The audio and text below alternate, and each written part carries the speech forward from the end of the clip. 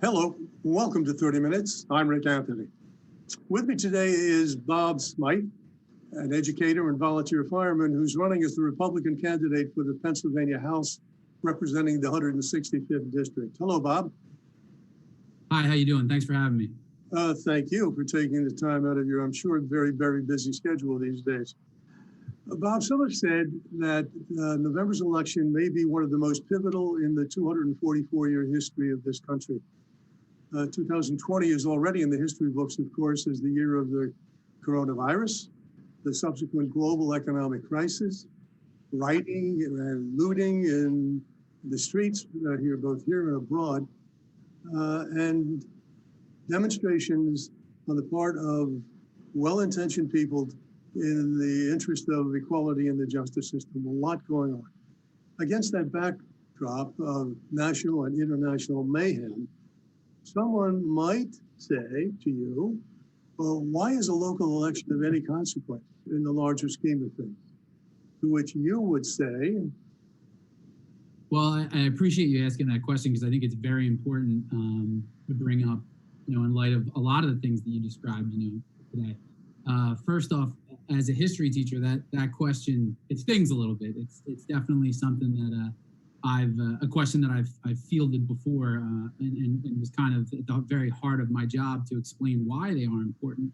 But and I understand why people might feel that way. It certainly is very difficult to navigate and track all of the different candidates in elected offices as they change hands and things of that nature. When you have a family and responsibilities and bills and a job, and occasionally you get to do some things you even want to do with your free time. So I understand that it's a lot, it's a burden, but it is very important. These elections, state, local level elections, are extremely important because these offices and the individuals that get elected to them do make decisions that affect our everyday life.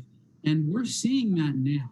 And, with everything that's going on, especially with the pandemic, a lot of the decisions that have been made with regard to how we're dealing with this pandemic are affecting people's everyday lives, their ability to put food on the table and things like this, their safety. So, if I'm looking at one of the silver linings about a lot of the stuff that we're dealing with right now, my hope is that going forward, we will have a much more engaged citizenry, which is a good thing because that allows politicians, elected officials to be held accountable and represent the best interests and needs of their constituents.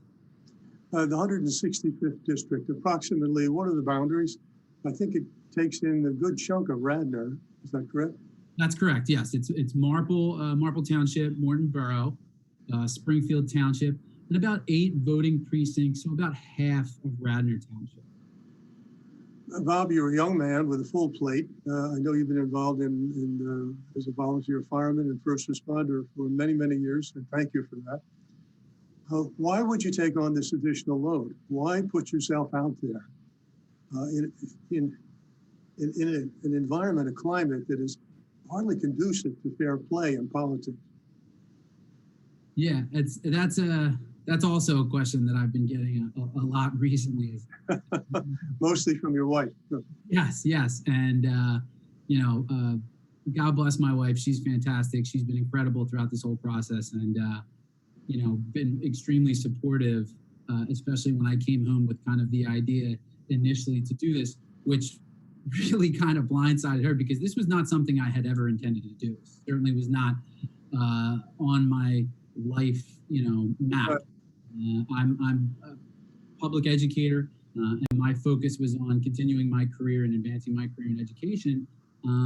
But after a lot of thinking about why I was getting into this, it really, for me, comes down to my background and how I was raised. I grew up in a blue-collar family, blue-collar household with a father in law enforcement. I started in the fire service at 16 years old. And so very much of who I am as a result of my background is, I come from a community service background. I come from a background of when there is a problem or you see someone that needs help, it's your responsibility to step in and do what needs to be done to correct things or to help people.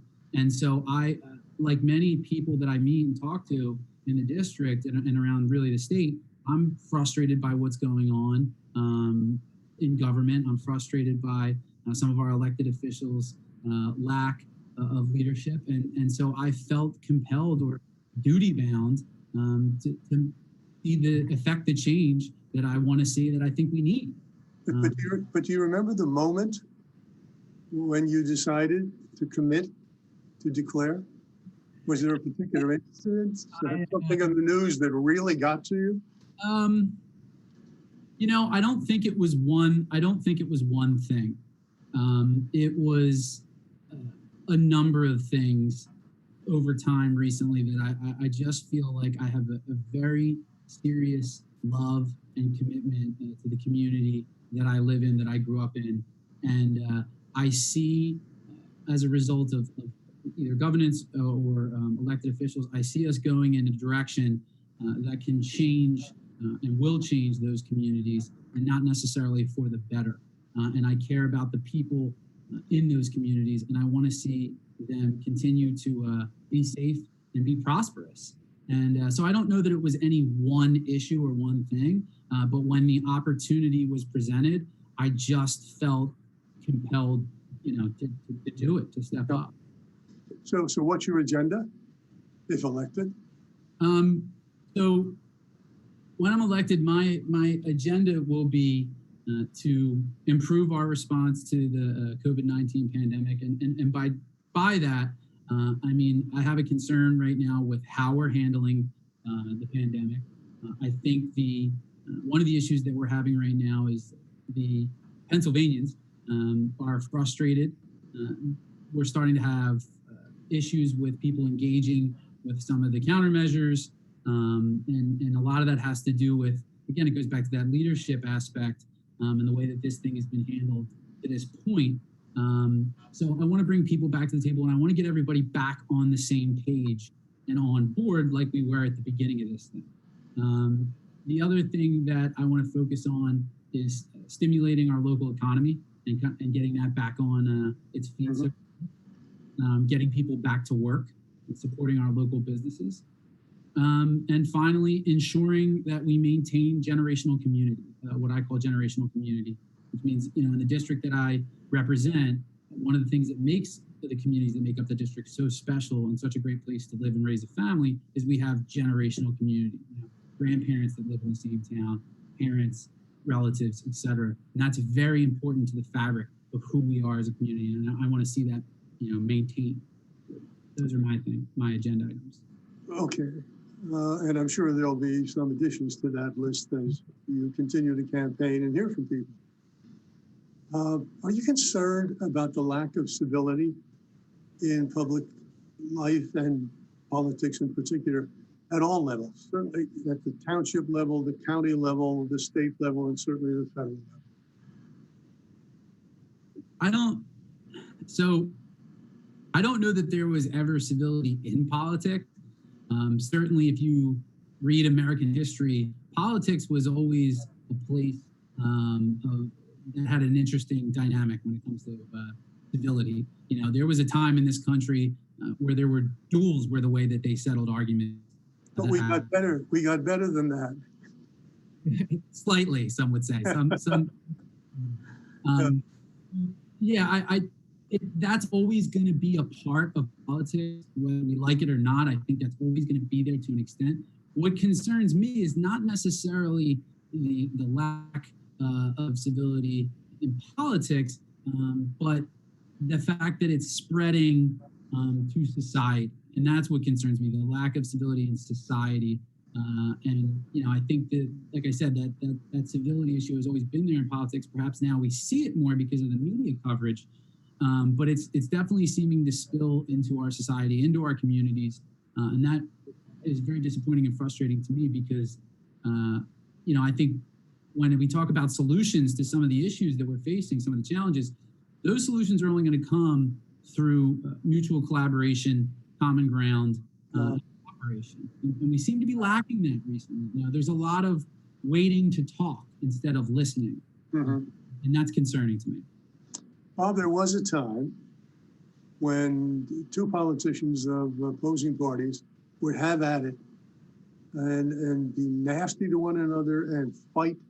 But when it was all over, when the bell rang, they shook hands and they went out and had a drink together, or they had dinner.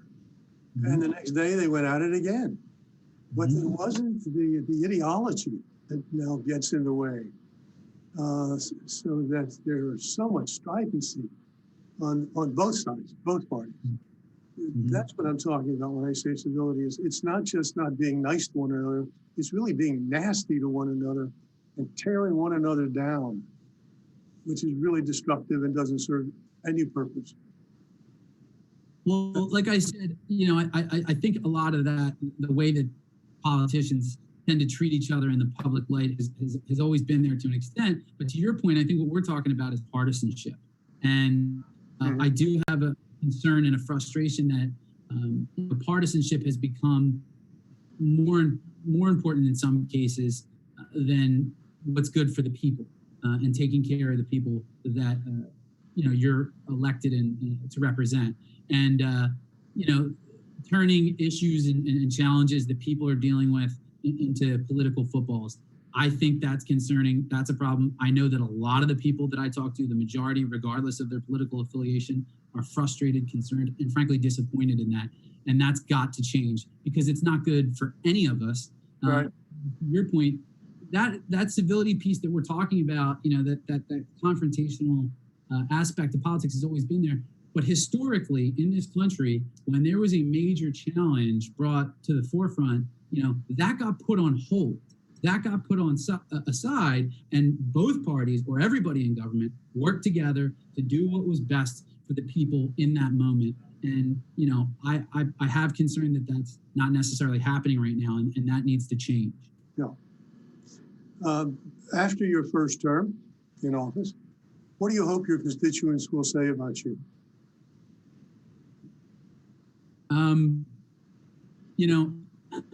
In a general sense, I would hope that they would say that I was a person that said what he meant and meant what he said. I'm someone that was responsive and easy to get a hold of, approachable.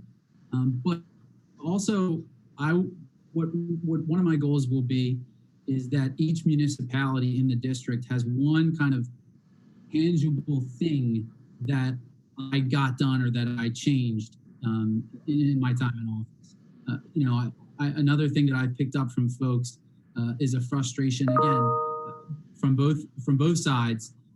Frustration with a lack of seeing results. A lot of talk, not a lot of things getting done. So if we can key in each municipality because they have different wants and needs on one thing that they want to see, change, and I can make that happen. I think that would go a long way for restoring the public trust and belief in government, not just in myself. And that's very important. Yes. Why do you believe the incumbent, your opponent, does not deserve another term? I have a lot of respect for my opponent. That said, where we disagree is on the issues. I do not believe that her voting in Harrisburg on the legislation that she's voted on has been reflective of the wants and the needs of the people in the district.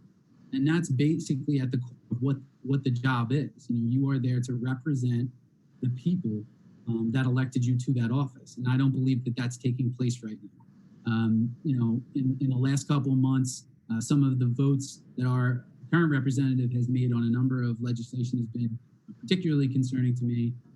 Specifically, a no vote on the recent 5-month budget, which was extremely significant because one of the few line items that was guaranteed to be fully funded was public education.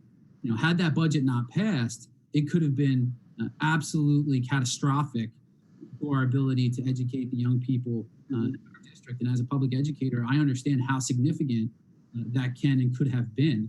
So I'm very thankful that that budget did in fact pass.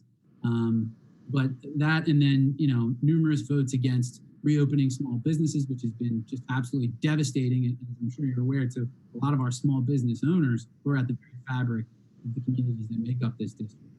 So it just comes down to an issue by issue difference and a different view for what's best for the district going forward. And that's really what politics should be. It shouldn't be, about. But as she has summarized her first term, she alleges that she brought $4 million into the district. She alleges that there have been other achievements. I think it was 100 or so pieces of legislation that she introduced or co-sponsored. From the sounds of it, she's been very busy on behalf of constituents. Now, are those just political campaigns, the kinds of things that campaigners say? I mean, politics is a lot of what politics is, as I'm learning, is kind of selling yourself a little bit. And so I think that's a lot. That's a resume of what the job entails. That's a lot of that is accurate, but it's things that frankly should have been done and that normally would have been done. But if you talk to a lot of the folks in the district that live in municipalities that comprise this district, as I have, a lot of them feel frustrated by a lack of change. So, all of the things that are being listed, that's great. But when the people that elected you to that office that you represent still feel as though nothing has changed, promises haven't been met, and we're in the same spot that we were 2 years ago, that to me speaks volumes, and that's more important than any list that you can compile. Let's talk about COVID again. You mentioned COVID before, and then I think you listed that as the first of your priorities or agenda items. Are you among those who are critical of Governor Wolf and the way he's handled this? He's been pretty conservative with the rules and regulations. And how difficult is he or anyone in that position? How difficult is it when you're taking a hard line, you're trying to do the best they can for your people, while at the same time, the CDC this week came out with a recommendation or a loosening of the recommendation with regard to, what was it? It wasn't wearing masks, it was something else, which created, again, some confusion about which direction we're going in, what works, what doesn't work, and what should the states be doing, and are they not in compliance with the CDC guidelines? Am I making myself clear? Absolutely, and I understand the significance and the difficulty that the governor or any governor, any person in any major position of authority is experiencing right now. It's a very difficult situation to be in. It's unprecedented. It's not something that we were as prepared as we should have been for. And there doesn't seem to be a right or wrong answer a lot of times because of a lot of the change in information that we're collecting about the virus. And there also doesn't seem to be an answer that makes everyone happy. But so I understand the significance and I understand the difficulty. That said, that is the job of being in a leadership position. That is what you sign up for when you accept that awesome responsibility. In the fire service, when you're in a command position, you are responsible for the health and safety of other individuals. You have to make decisions. And a lot of times you have to make decisions with very limited information. And in those situations, the best thing that you can do is make a decision. And then beyond that, you communicate with the people that you're working with. And afterwards, you reflect on the decisions that you made, or in real time, you adjust based off of the information that you collect. And you do that in a transparent and equitable fashion. So when all of this started with the pandemic, I was actually in favor of what the governor did initially with the shutdown, because I was concerned, not so much with the virus, but with the ability of our medical institutions in our first responder community to sustain the work that they need to do to keep people safe. And so I was in support of it initially. Where I lost the governor is kind of after that initial phase, when we realized that what we were operating off of the information as far as how life-threatening or deadly this virus is, and it's real, and it is life-threatening, but not as much as we were originally led to believe. And yet that our approach didn't necessarily change. And it wasn't done in an equitable and transparent fashion. Especially when we talk about what businesses were considered to be essential and what activities folks were allowed to be participating in during the lockdown and really to date. Right. The information hasn't been free flowing, and that's what concerns me. It is the awesome responsibility of being in a leadership position, but that's what being a leader is. And the reason why we're having such an issue right now with so many folks across the state getting frustrated and kind of stopping their support or not being on the same page is because of the way that this has been handled. Another issue, as you know, there's a lot of angst about voting by mail. A lot of concern that it will be rife with fraud and all kinds of nastiness. Your opinion on the concept and then the concern that it will be abused and misused? So when it comes to voting by mail, I support the idea of voting by mail, right? It's 2020, and I think that's something that makes sense to me as far as in theory, if you will. And certainly there's other states that do it and do it successfully. I can only speak to what happens in my state, in my area, in my part of Delaware County. It was not handled effectively and efficiently in the primary. I have very serious concerns about the sanctity of the process as it sits in practice, not in theory, in practice. Voting is a civic responsibility, and it's a constitutional right, and it's something that should be taken very seriously. And so if we cannot execute it in a safe and responsible and efficient and effective manner, then perhaps we shouldn't be doing it. This is not something to kind of play around with. I understand the health considerations, and I get that. But, it seems to me, my concern is that we're moving forward with this thing, and I don't know how well we're adjusting to the realities of how well we can execute it. How could it be implemented and to assure the sanctity of the individual vote? Again, you know better than I because you're living it. The predictions that some elections you won't have a call for weeks, maybe months afterwards. At the national level, as you know, both sides are saying they may not accept the initial vote. It's going to be a mess, and it continues to undermine the confidence that people have in the system, in government, and the process, as well as the people who are involved. Yeah, absolutely. And I think that this is another example of an issue that's really being politicized, and especially by the media, the way that they're covering it, the message that they're sending to the American people. And so that's causing a lot of frustration and disengagement with the media.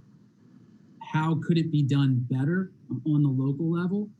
I think we need to take a look at the folks that are in the leadership positions when it comes to our election and make sure that they have all the support and experience that they need. And maybe tap some folks that were working in our election process previously who had a lot of success and bring them on board. But just generally working to ensure that we are capable of doing this. And then maybe admitting if we're not. Because certainly, again, in the primary, the facts are in. It didn't go well. Yeah. It was very concerning. Lots of folks not receiving their mail-in ballots, not receiving them on time, people trying to vote in person because they didn't receive their mail-in ballots, there not being enough provisional ballots. These are all very serious issues, and it has nothing to do with the fact that I'm running for office and my name will be on a ballot in this election. It has to do with what the significance and the importance of voting in this country, and what happens when it's not done right, how disillusioned the American public can be, which increases the disengagement with the process. Yeah. So, it goes back to leadership, people in leadership positions, being transparent, being honest. Well, it's a hot issue. I'm sure it'll continue to be a hot issue. I'm concerned, as you are, I'm sure, as a number of others, that there may not be even an optimal solution. So there'll always be a question about who won, who lost. The ballots that were lost were never counted, were counted after the fact, and so on. That's been going on for forever. it's just going to be exacerbated, in my opinion, by this. And I don't see how we can rely on the Postal Service to carry the load. It's tough. It's just too tough. You mentioned what you've been hearing. What are you hearing on the campaign trail? And are you being well received when you knock on doors? I think you told me at one point you've knocked on over 3,000 doors, and there'll probably be hundreds more before this is over. What's the reaction to folks who are not registered in your party? So the reaction in general has been incredible. It's actually been extremely energizing for me personally, and just really an awesome experience. There's a lot of people out there struggling right now with a variety of issues, unfortunately.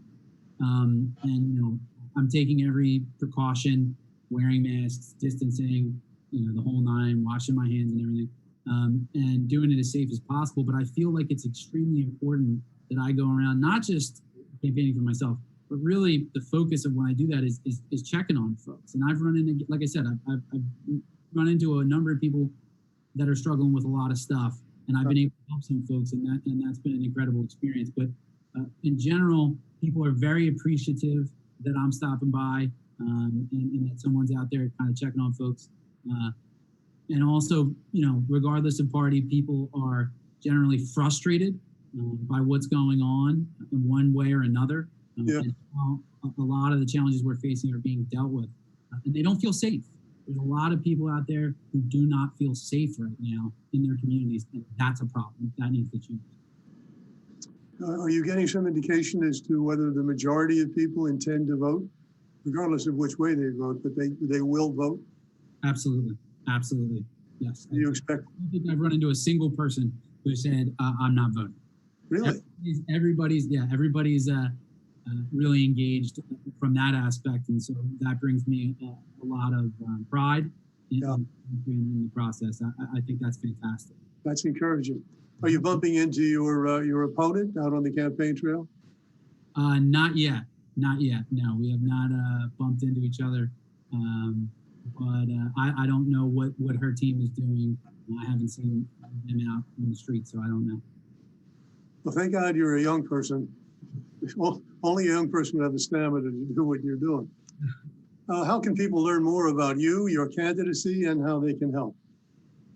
Yeah, and we're always looking for folks that are interested in getting engaged. There's a lot of excitement out there and passion about what's going on. And so if you want to be a part of the solution, go to www.bobsmythe.com, check out the website, and sign up to help out and get out there and keep our communities safe and prosperous. Well, we wish you well. I commend you and your opponent and anybody who takes on the mantle of public service. Now, you've been doing it for years with the fire department, but this is a whole different experience. Yes, it is. Yes. So again, win or lose on both sides, you're to be commended for being willing to put yourself out and to make the sacrifices I'm sure you and your family are. Once again, the website? www.bobsmythe.com. Can't miss it. Must be that name behind you. The big. Okay. All right. Thanks very much, Bob. Good luck. Thank you. My guest today has been Bob Smythe, who is the Republican candidate for the Pennsylvania State House representing the 165th District. Until next time, I'm Rick Anthony. This is 30 Minutes. Take very good care of yourselves. And above all, please vote on November the 3rd. No matter how you vote, for whom you vote on November the 3rd. This is a consequential election.